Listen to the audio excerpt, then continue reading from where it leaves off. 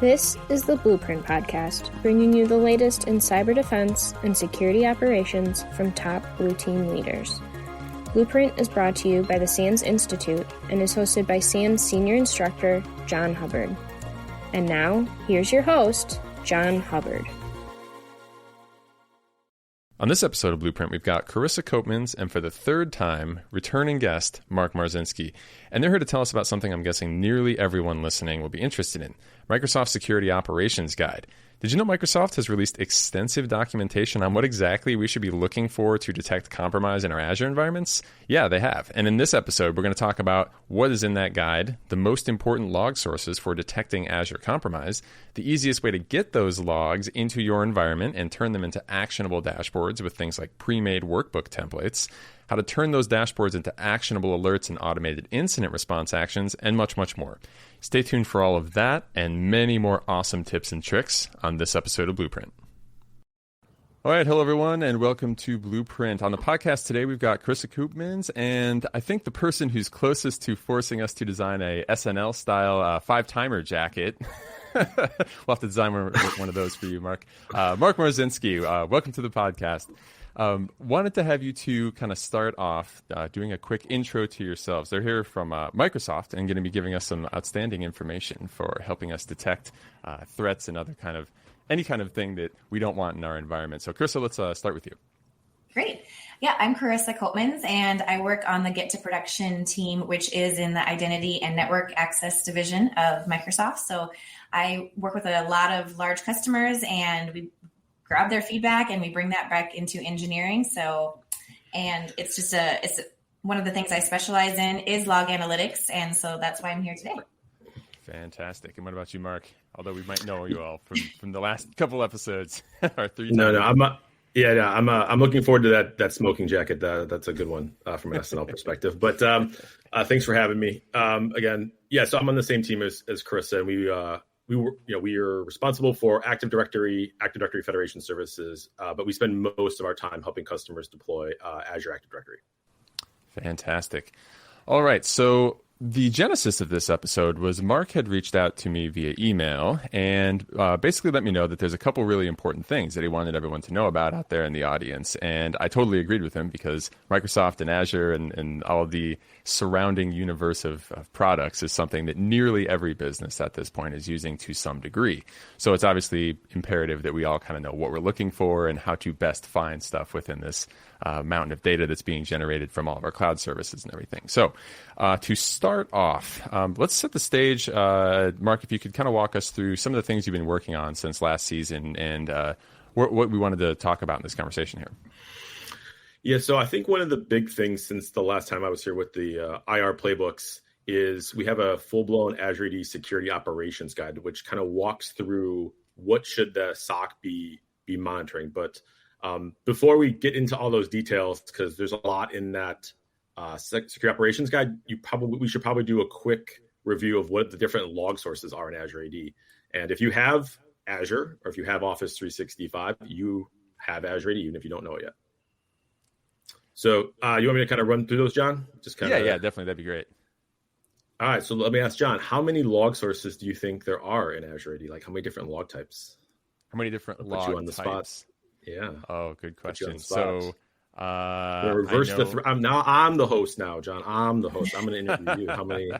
So I guess it kind of depends on how you're counting, but I know we got the sign-in logs and like the separate what is it? Just the Azure AD activity logs of sorts. I don't know if you're counting separate things for if people are doing key vault operations or whatever. Let's go with 10. I have no idea how you're counting them. Very, very close. All right, let me run through them and I'll kind of explain them. And I think this will help kind of set up what the different log sources are and things that everyone should be taking a look at. So the first one is the audit logs. You can think of that as anything that changes state in the directory. So maybe a user reset their password or an attribute got added, updated on a user. That's the audit logs. Then we have the sign-in logs, which this is for the interactive sign-in. So when a user maybe logs into Outlook for the first time or they're logging in through OWA through a browser or something, that's going to be in the sign-in logs. Then we have the non-interactive sign-in logs. This is when a refresh token, Outlook is constantly getting an access token every hour, validating the access, that's where all those logs would be. And that's a very, very, very chatty log. So if you're going to start pulling those logs into your SIEM, be prepared. That's a lot of different logs in there. Then we have service principals. So service principals has their, this is applications. So this when an app is, authenticating to Azure AD to do whatever it's going to do, those have its own type of logs. And then there are managed identity sign-in logs. So managed identity is a special type of service principal where the credential for that service principal is not exposed. So like this is, you have no shared secret, no certificate, any of that stuff. This is a special type of service principal. Then we have the provisioning logs. So this is if you're doing SCIM provisioning. So let's say you have ServiceNow or Salesforce connected to Azure AD, we can automatically provision through the SCIM protocol to those applications. Those are going to be in there. If you have ADFS and you have ADFS Connect Health turned on, all the ADFS sign-in logs will also show up in Azure AD. And then we have all the risk events. So we have risky users, risky events for that users. And then we have the new one is risky service principals. So this is when the application is compromised. So think about the SolarWinds thing, or, maybe somebody checked in a secret into GitHub. We look for that now as well, and we will mark that service principal as risky. So I think that's about 9. So you were very close. I was reading the SecOps guide last night, rereading it too. So you cheated. You cheated. Is that cheating? I was doing my research, right? So, I mean, needless to say, there are plenty of log sources, right? And all of those things are going to be high volume for any enterprise of really any kind of size, especially for the extra large ones, though. We're going to get a flood of data, right? So the challenge is going to become, what are we looking for in that data? And that's where that security operations guide steps in and points to a lot of that really fantastic stuff. So could you talk a little bit about first, like what's in that guide and how that helps you understand what you're looking for there?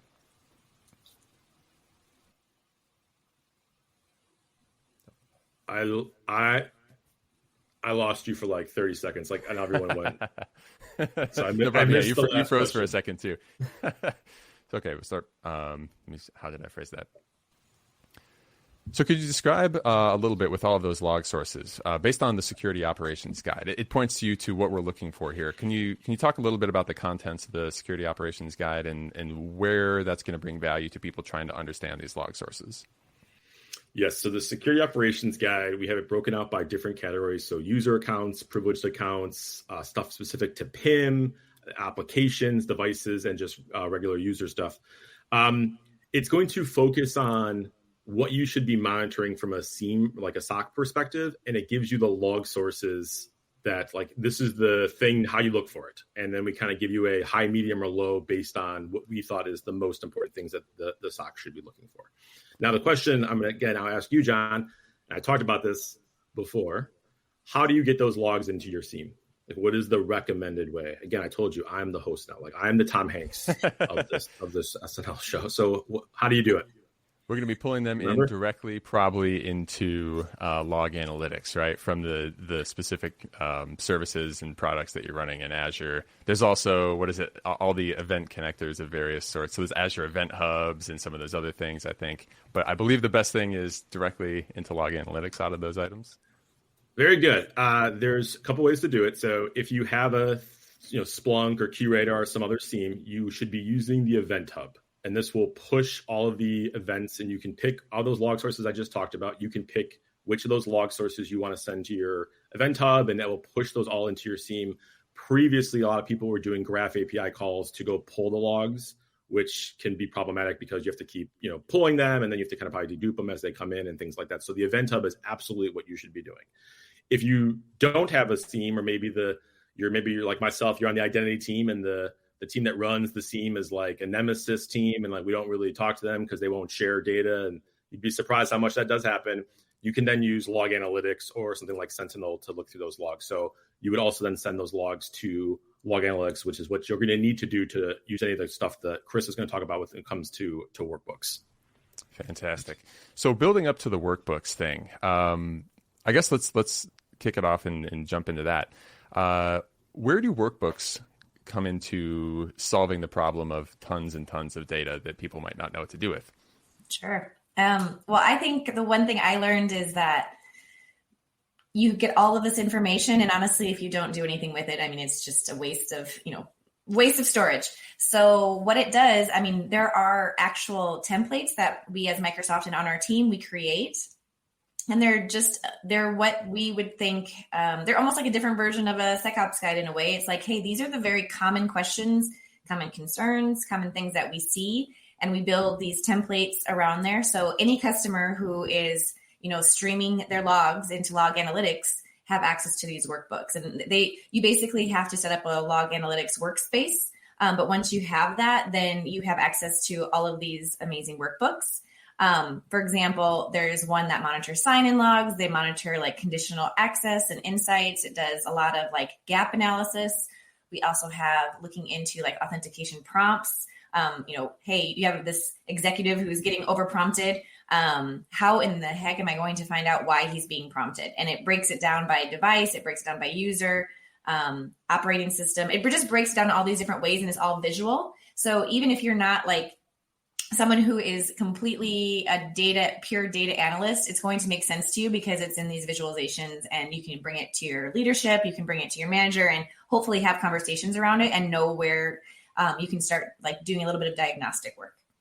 Fantastic. So let me jump in and put myself back on the hot seat here and try to give you my version of what I think workbooks are for those who might be unfamiliar with kind of that term and the way that we used it here.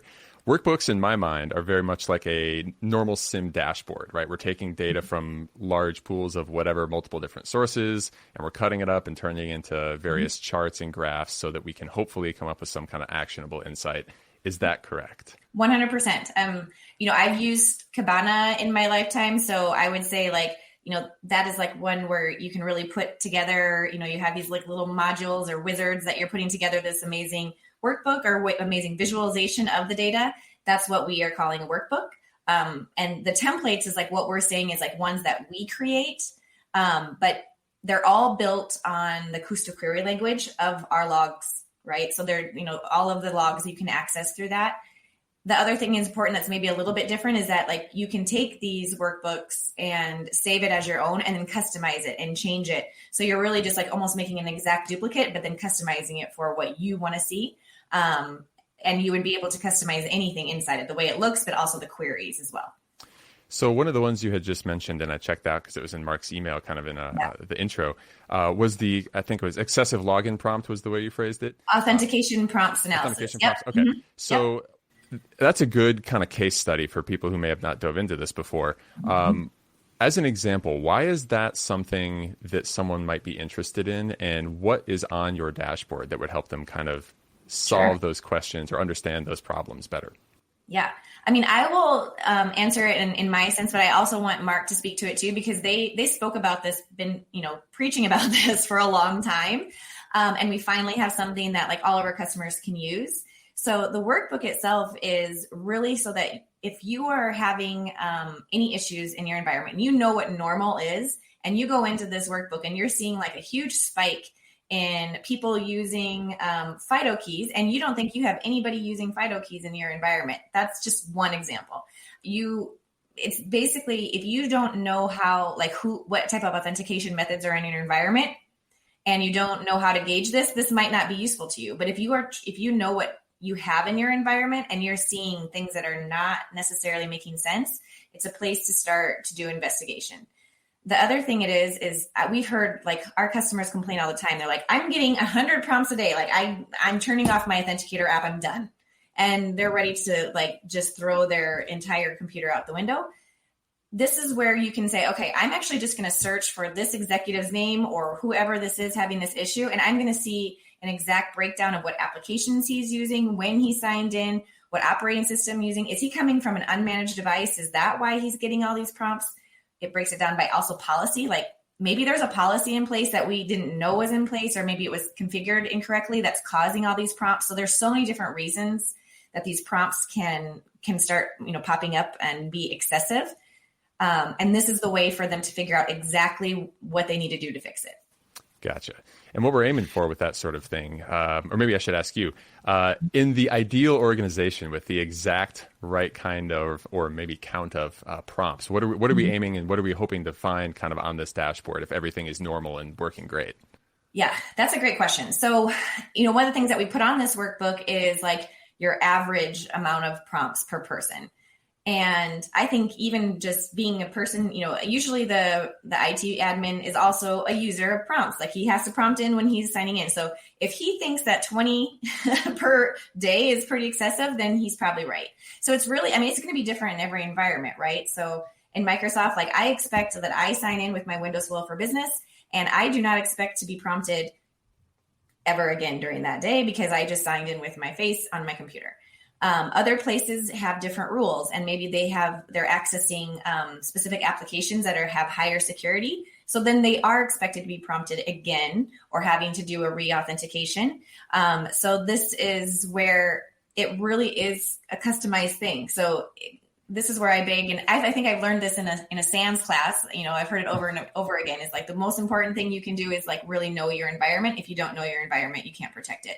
So that's really like, it's going to be gauged towards each customer. Gotcha. And so these are pre-made, I guess, templates that help you pick out some of these things that are like, maybe it's not immediately obvious. So you all are providing these to us and saying like, here, these are things you care about. Here's how you should look at them. And this is how you can judge what is normal for you. And then ideally pick out the outliers and things like that.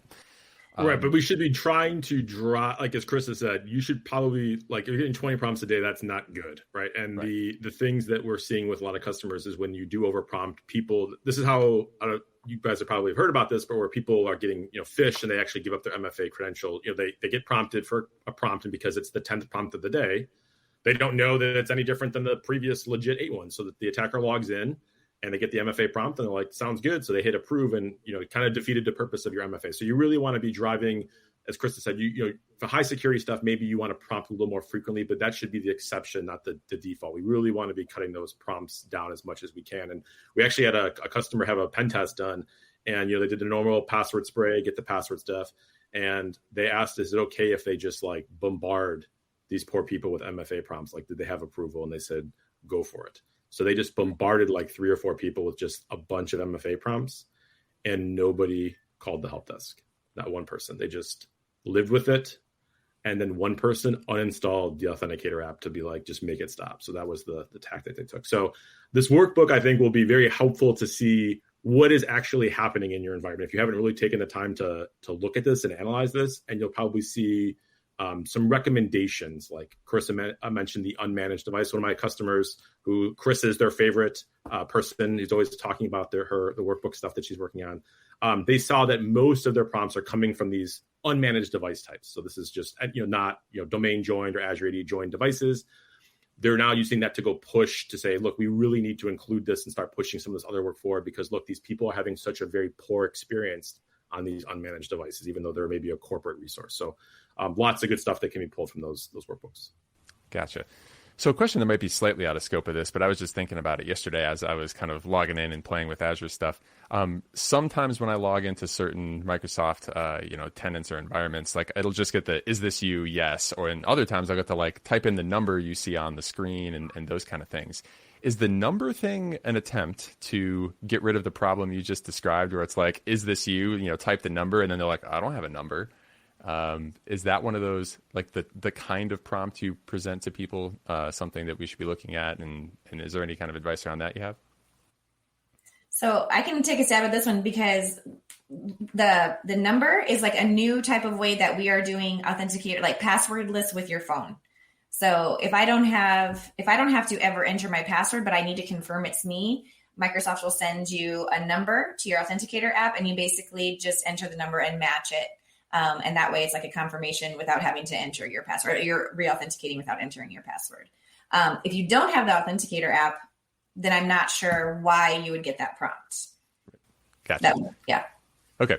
So, aside from authentication prompts, right? You mentioned there's a ton of different templates that are out there. Are there any that are favorites or new things that were recently developed you also want to highlight? Yes, absolutely. So I I mean, we have our main staples that are always there, but the most recent ones that, I'm very excited about is our cross-tenant access.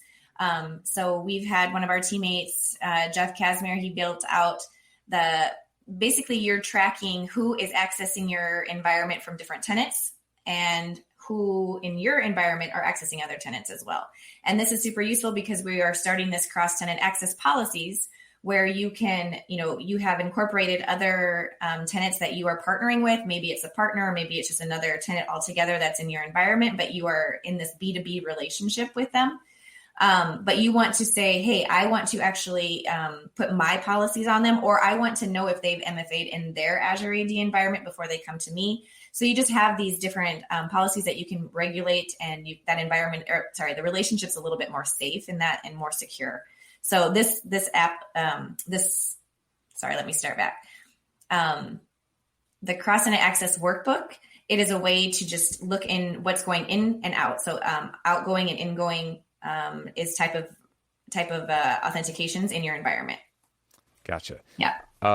So with this kind of thing, what type of suspicious activity might we be looking for in that kind of a situation? Yeah, I would say that if you are looking at any certain applications that maybe you don't want your people to access, or if there are people who are accessing other tenants that you didn't know had access to those other tenants, that's something that is probably to trigger. I also think that, and Mark, you can correct me if I'm wrong here, but one of the things I think is interesting with the B2B, there's more than just, there's B2B relationships, and then we have this cross-tenant access policies where, you're applying policies now, right?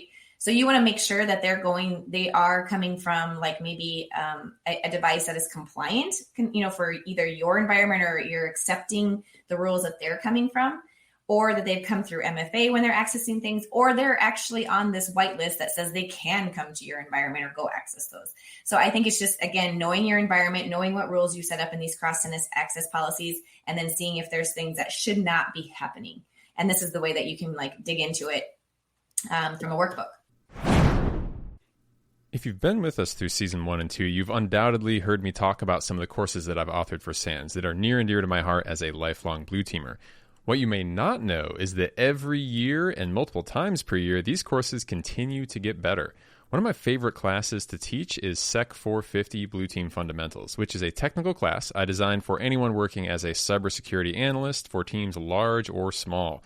We continue to update the class and bring in new information on the newest threats, data, and protocols that any defender needs to be aware of. In the most recent course refresh that went live just about a month ago, I've continued to hone the content, diving further into cloud defense, automation examples, detection for modern attacks and attackers, including common things like ransomware and much more. And we've also brought increased focus on new and more difficult to monitor network protocols like HTTP2 and HTTP3, DNS over HTTPS, and TLS 1.3, things that every Blue Team needs to be familiar with or will need to be very soon. Every version of this class comes with continued focus and updates, and this class is huge. I don't know of any other security operations course out there that contains nearly 1,000 pages of slides and notes, 15 hands-on labs with a virtual machine to go with them, including another 400 pages of step-by-step exercises for those hands-on exercises, video walkthroughs of all of those exercises, MP3s, a course wiki, and a whole day CTF where you can apply the skills you've learned in class throughout the week. My goal with this class is to bring you the absolute most comprehensive security operations and analysis course possible, and I'm continuing to strive with every release to keep updating the course and deliver on that mission. The depth of content in this course is something that SANS is uniquely positioned to deliver, and I hope you'll check it out if you have a free moment. Go to sans.org/sec450 to check out the free course demo, which is a free full section of the course, and an in-depth syllabus to see if it's right for you. We have options to take it live in person, live online, or at your own pace with SANS On Demand. And unlike some other training courses, SANS and I are there to help you along the way with personalized help and explanations for any questions you may have. With the recent release of the GIAC GSOC certification, anyone that takes the class can now get the corresponding certificate that shows that you've put in the work and have what it takes to go head-to-head with modern attackers. I really think we put together something special here, and I hope you check it out. Thanks for listening, and now on with the show. Is there I assume these things are built off actual incidents that may have occurred at certain customers, and then you say, "Oh, we need to have certain protections or detections for whatever it is." Is there any kind of patterns or other access types and methods that you're seeing as a trend in terms of breaches and any attacks that are happening right now?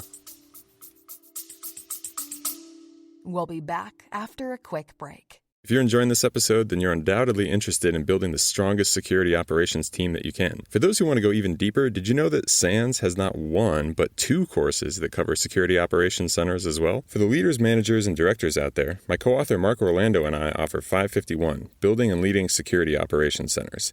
This course covers building your team, your physical and virtual workspace, getting the right data into your tools, and then focusing on security priorities through everyday execution of important security tasks and building the best SOC team possible. For the technical practitioners out there, my course Sec 450, Blue Team Fundamentals, Security Operations and Analysis is designed to cover everything you need to jump in being the best SOC analyst that you can be.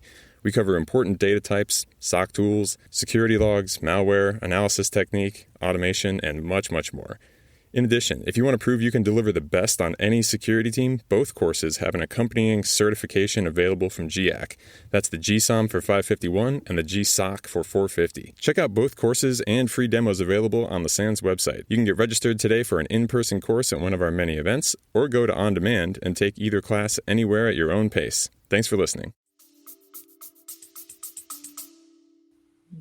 I mean, I think everybody still understands that passwords are like the most insecure way, and they're constantly being attacked. They're constantly being, phished, or even if it's just a brute force attack, or if it's social engineering. There's so many different ways to get a password, and I think what these workbooks are actually trying to do, especially like the authentication prompts one, is not only are we like saying, hey, this is what's in your environment, but we're saying, okay, if you want a better user experience, maybe we should start transitioning to more passwordless, and you can track your progress as well. And then you can kind of know, hey, where do we stand? Oh, wow, we still have people on, ADFS and using single factor authentication or whatever it is. It's like, it's time to focus there and get them, onboarded into a new and safer multi-factor authentication or passwordless option. Very cool. Beyond authentication prompt analysis and looking at cross-tenant access kind of use cases, what else have we come up with recently that you'd like to talk on? Some of the other ones, and I have them up in front of me. There's so many. There's like 23, I think, templates right now. Or 27. There's quite a bit now, but we definitely, like, if you're just getting started, I would say definitely go in and look into the sign-in. It's just called sign-ins. It's going to look at like who's signing in, what app they're looking at. It's just really basic information, but how many successes, how many failures, why is that going on? Instead of looking through the sign-in logs, you have it all here in just a little bit more of a readable and digestible, and like you said, actionable way. The conditional access workbooks are great. There's conditional access insights. There's continuous access evaluation insights as well. So like using people who are using the CAE and like what applications are using that, you can monitor. There's also some troubleshooting ones like sign-in failure, provisioning analysis. You can look into the health of your tenant. I mean, there's just so many. And Mark, do you have any that you want to, maybe the app consent you should talk about? Well, I think the conditional access one is a really big one. And that's kind of, I think it's the conditional access, for those who aren't aware, is kind of the central engine where you can say, in order to, this user or group gets access to these resources and they have to meet these certain conditions. It's very easy if you're not really familiar with it, or maybe your environment has grown over time to maybe things have fallen out of scope, or users aren't possibly accessing an application without having a policy applied.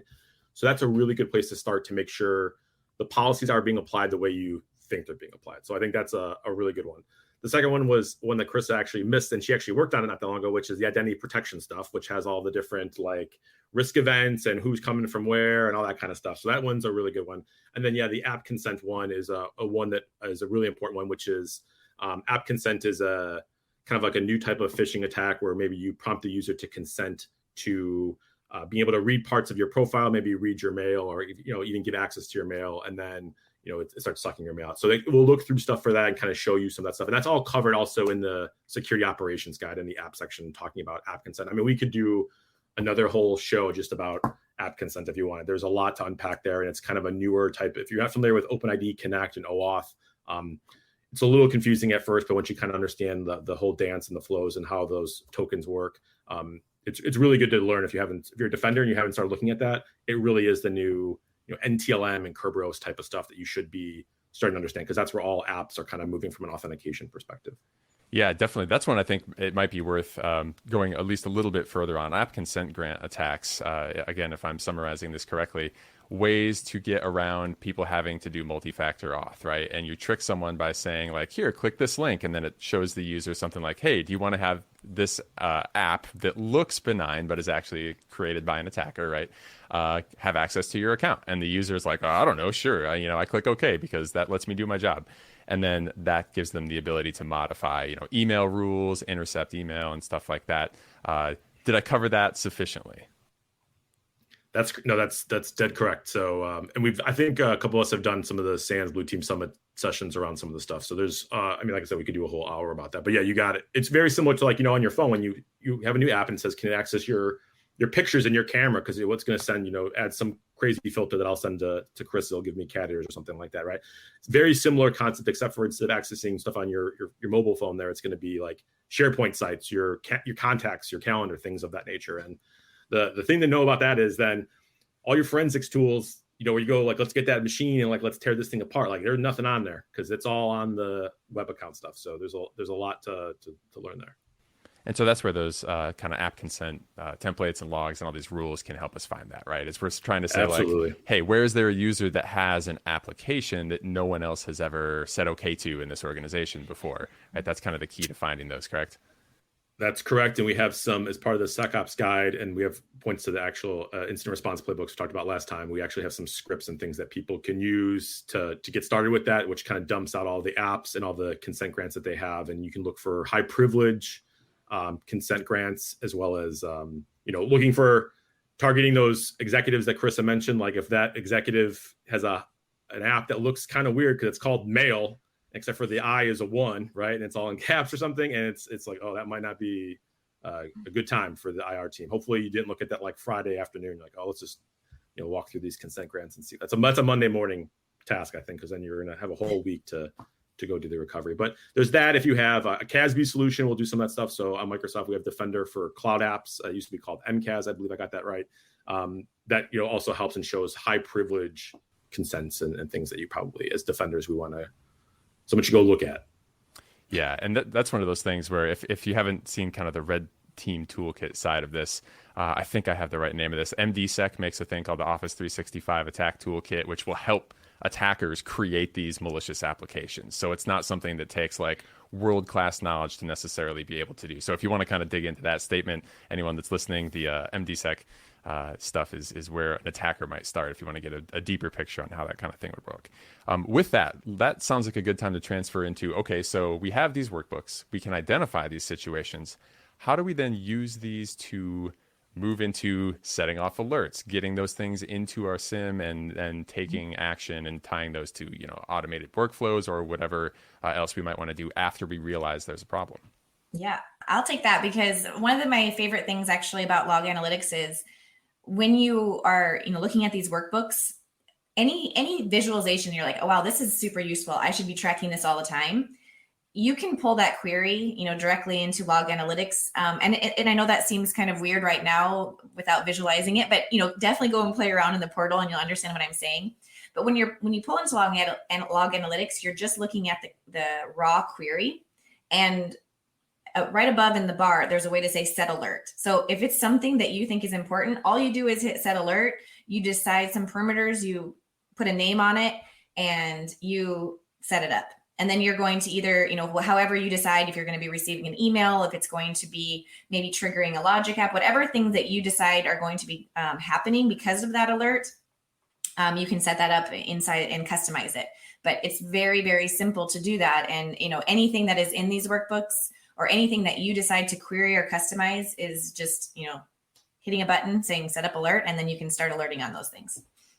That's very cool. So we have the rules kind of made for us. We have the use cases listed out, and we have that connection to fire out alerts to anything we might be using, whether it's Sentinel or whether it's a separate SIEM, right? We have multiple different kind of options to connect that to whatever's out there.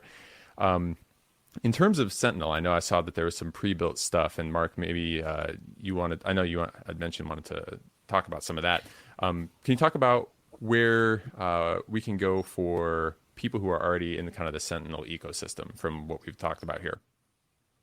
Yeah, so depending on when this airs, we should have some of the stuff from the security operations guide should be a kind of a one-click run book. So all of the things that we talk about in that SecOps guide, you should be able to just click that, and it will take you through the Sentinel part, and then you can run through all those different workbooks. And then for those of you that don't have Sentinel, the team, Corissa, myself, Bailey, Michael, Thomas, Gloria, a bunch of people, Johanna, have been working on taking all of those SecOps rules and converting them to Sigma rules.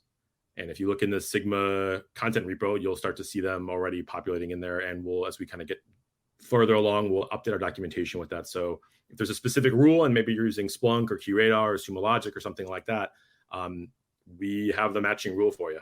And please go convert that and start looking at this, because we have a lot of really good stuff in there. But as Corissa mentioned, you have all the data, but no one's looking at it. It's not doing anyone any good. So please start looking at some of those things, especially like in the privileged identity stuff, the apps, which are sometimes things that can be kind of like the app consent stuff. It can be very silent. Like you may not even realize something has happened. And if they're able to get to some of those configuration, make those configuration changes. For example, like if you add someone as an owner of the app, they can make changes to that app. That's the deal, right? And maybe they added an additional credential to that app. That app still works. Like it's still doing what it's doing, but now the attacker has a credential they can use to be that application. So there's lots of stuff we talk about in that SecOps guide that may not be very obvious. And we give you the actual, like, what does the log look like? And we'll have the Sigma rules for them as well. So please take a look at those. The app ones are there for Sigma because myself and Bailey did them. I know those ones are already done, but by the rest of them, they're still working on them. But please go do that. Yeah, definitely a huge thank you for putting those out for the community. This is obviously one of those things that affects, nearly every organization. So having both the product specific version of it plus the Sigma kind of open source version of it is, I'm sure, going to be a huge help to everyone. You mentioned some of these things are fairly silent when they go off, right? Or that's the word we use here, is in they're very obscure and you might not notice, right? So we have all these things helping us pick these up. What kind of features, or how might someone approach trying to prioritize when maybe multiple alerts go off that, let's say I'm a new SOC analyst, right? And I walk in and there's a bunch of things and like I see the alerts going off. Is there an easy way between all of these rules to kind of tell like, oh, this one is the big one versus this other one that's a little more kind of, yeah, I mean, if you're new, I would just close the window and just like that was like that when I got here, right? Just wait for the next shift to start, and then they can. False positive. No, I mean I mean we do have a high, medium, and low. So I think starting with the high risk alerts ones that we call out is probably a good place to start. But I think it's just the regular type of stuff, in terms of like obviously a regular user account that gets compromised is bad, but obviously if a global admin account gets compromised, that's a real bad day, right? So those types of traditional. What is the scope of the compromise, the blast radius and that kind of stuff is probably a good place to start. Obviously, if it's a super critical app that has high privilege access, like maybe it's your e-discovery app that's now compromised, like that's not going to be good. But obviously, if it's a test app, that's probably not as bad, right? So you need that kind of additional context to be able to know what you take on. But we do a high, medium, low type of thing. Awesome. I saw also kind of looking through some of the features in Sentinel and the other kind of tools that Microsoft makes available through Defender and everything else, that there's a bunch of automations and other kind of workflows that can go with this. Is there any thought or any kind of pre-existing kind of workflows that are out there that people can say, okay, the alert goes off, we kind of have a prioritization, and then these are also the steps that we should be taking, like in a more granular, maybe SOAR platform-like fashion to go through once these things go off? Yeah, so we actually have, in terms of where we take in Azure Monitor and Log Analytics, we call it like all our visibility and analytics. There's some out-of-the-box capabilities, or what we've kind of mentioned, all of our logs, things like you have access to sign-in logs, provision logs, all these different things. But then when you go into the more advanced capabilities, that's what you're speaking about now. You have all these third-party export integrations, and that means with your SIM or your SOAR integrations as well. You can be, for example, if you want to trigger an alert and then it opens up ServiceNow and opens up a ticket, this is all possible. And then we have this automation, and we call it like our low code, no code integration. So this is where the logic apps can take place. Just any event or an alert can trigger something, and you can customize what you want to happen. And we have all these integrations like with SAP or ServiceNow. I mean, there's just tons and tons of integrations with this logic app. So definitely play around with that and check that out, because I think a lot of these things, Azure Monitor and Azure AD, that has so many different little facets that it's very hard sometimes to know all the things to do. And that's exactly why Mark had this brilliant idea to build this SecOps guide, because it narrows it down for you. But it also, I know he's shaking his head at me, but it also, the one thing he wasn't even talking about is like, some people I've had so many customers come up to me and say, oh, there's a way that we can not allow our users to consent to apps. And it's like, oh my gosh, they didn't know that was even an option. And it's just a toggle in, the portal. But we expect that our customers, kind of look through all those things, but, that's impossible. It's just impossible to do that. And so the SecOps guide is really where they can say, okay, this is a high priority. Turn off, user consent for all our apps today, And so I think that's what's important about the SecOps guide, and also just all these integrations. It doesn't have to be all within Azure AD. We want to support you where you are and whatever tools you're using. Yeah, I think that's a really big thing. And one of the things I kind of wanted you to call out with that question was we have these, if you know how to code and you want to write everything all the way down to the command line, right, you can do that, right? But there's also these logic apps, as they're called, that allow you to have this kind of low code, I don't really know how to write, if you don't know PowerShell or whatever, you can kind of verbally describe, like, I want this to happen when this triggers and this, and kind of click your way through it. So even teams, and that's kind of why I bring that up, is a lot of teams don't have, coding experts on them, or, PowerShell masters that are ready to kind of dive in there and do whatever and make some extremely advanced stuff. They can still get really useful stuff done, right? Yeah. And all that's kind of in there. PowerShell is cool, but, Kusto query language is kind of where it's going. So, I mean, that's the other thing we want people to learn is, like, it's not just, PowerShell is awesome, but there's other languages, and a lot of people have SQL experience. So KQL is very, very similar and easy to learn if you already know that as well. So I would definitely recommend that. Yeah, that was actually something else I wanted to hit on. So let's dive into that. Kusto query language, right? I'm getting these tools. I want to learn it. How would you describe that as opposed to something like PowerShell? And then where would we go to kind of like pick up and practice and try these things? Yeah, I definitely think it's very, very similar to SQL. I don't think it reminds me at all of PowerShell. At least that's my 2 cents. It's very, very similar to SQL. It really reads well. It's quite, once you learn it and understand, the structure of it, I think it's very easy to read as well. So it's not another type of coding language where you have to know all these different little things. Also, log analytics, it kind of like shows you errors, which is great. It kind of helps you there, or, it is going to predict what you're trying to write, which I know you can do in Visual Studio, but you can do that in log analytics. The other way, like you asked, how would you learn it? So I learn by ear. I know everybody learns differently, but I like to take the templated workbooks, for example, and just kind of dive into them, like dive into the queries that are already there, and you see what it's doing. Because then you can kind of say, oh, so this is using sign-in logs, and it's going to, find out where it says success, and it's looking at these things, and it starts to make sense when you break it down that way. You're breaking down a query that already exists. If you really want to, dive in from the beginning, I would recommend the Pluralsight. There's a Pluralsight class called, I think, KQL from scratch. That's a really good one, and honestly, still to this day, I go to that and just sometimes look at specific types of, sections of that course. So those are my recommendations, and I'll definitely send those to you to include.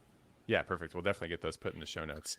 Let me explain to you what all customers, let me tell you what all customers do. They do exactly what Carissa said. They look at her workbooks, and then they do edit, and then they can see all the queries, and they go, oh, that's how she did that. And then they take it and they put it into their own thing. So they really just take the code But that's probably the easiest way, as well as I think, as kind of Carissa mentioned, like looking at ones that work. And we have all the community stuff. I don't know if you want to talk about that as well, Carissa, about contributing, because there's some people that have been doing some really cool stuff with KQL, and you can really learn a lot by looking at other people's code. But yeah, the Pluralsight class is great, but all my customers just ask me, what is Carissa's latest workbook? And then they hit edit, and they can see all the KQL underneath it, and then they take it. It's true. Awesome. It's facts. So the community effort, what can we tell our users, and where is that? And I mean, our listeners, Yes. What can we tell our listeners about where that is and what kind of stuff's going in there now? So there's a couple things I want to say. Like, I actually am begging all of them to contribute, only because here's the thing. We love our workbooks, but it's constantly changing, the things that we need to be monitoring for.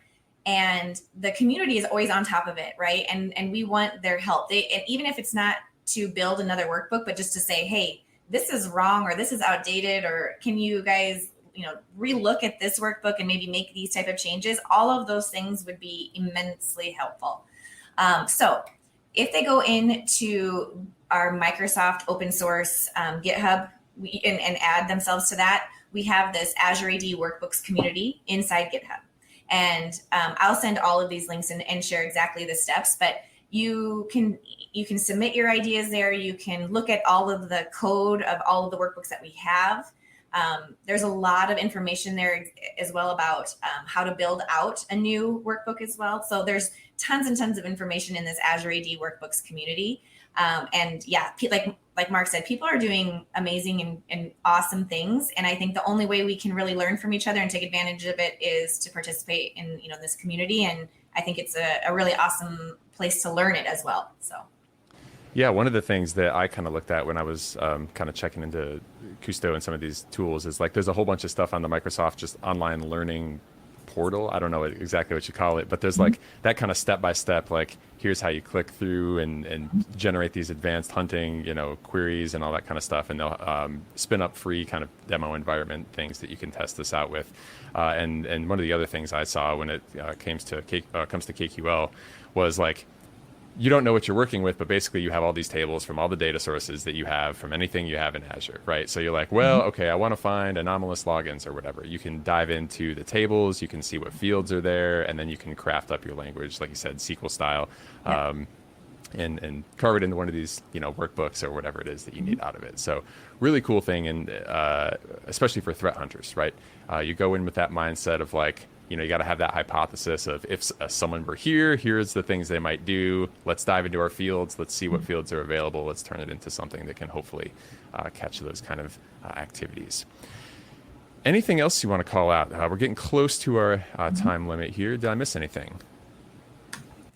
No, I think this is really great. I mean, we've spoken to a lot of like conferences and like try to like raise awareness about all of these things. So I think also just, asking the community to say like, if there are places or things that they want us to, kind of like take advantage of like this podcast and other places that we can provide some resources or share knowledge, like let us know, reach out to us on Twitter. We're always responding, especially Mark. I think he's on there like 24/7. I don't know how he does it. So. Awesome. All right. Well, if we got nothing else, then thank you very much, Mark and Carissa, for coming to Blueprint and coming back to Blueprint for you, Mark. Looking forward to where you go with all this. Really a big thank you from, the community, I'm sure, for all of this stuff. Anytime we have standards and a vendor telling us like, hey, this is what we see based on actual attacks. This is what you need to look for. Here's the queries. Here's the ability to do it. Here's the dashboard. That's just a beautiful thing. Standardization helps us all. So a big thank you for that. Absolutely. Thanks for having us. Thanks for having us. And looking forward to season 4 with you, Mark, and Carissa. We'll have you back too.